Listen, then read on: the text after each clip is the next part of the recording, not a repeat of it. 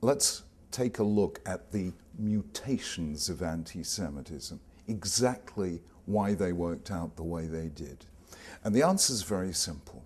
Although it is very easy to hate, it is very difficult to justify hatred. Somehow or other, we don't like hating people, and we have to justify it in some way. And when it comes to something like anti-Semitism, hatred of a whole group of people, you can only justify that by the highest source of authority in the culture at the time. So obviously, what was the highest source of authority in the early Christian centuries and throughout the Middle Ages? The answer was religion. So that is why throughout that period, anti-Semitism took the form of religious anti-Judaism.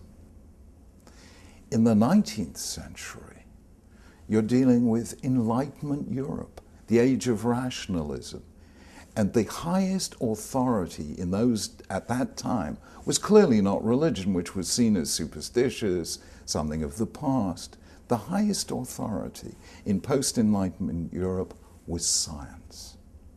And that is why 19th century anti-Semitism, especially in Germany, was based on two pseudo-sciences. One, the so-called scientific study of race, which held that human beings are really inexorably different depending on their race. And number two, what was called social Darwinism. The idea that just as nature is a struggle between the strong and the weak, in which the strong eliminate the weak and have to do so because that's nature, so it is in society. The strong nations, the strong races eliminate the weak.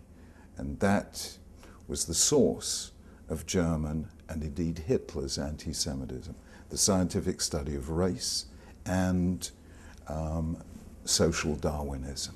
Now, clearly, anything that was remotely racist does not play in the post-Holocaust world.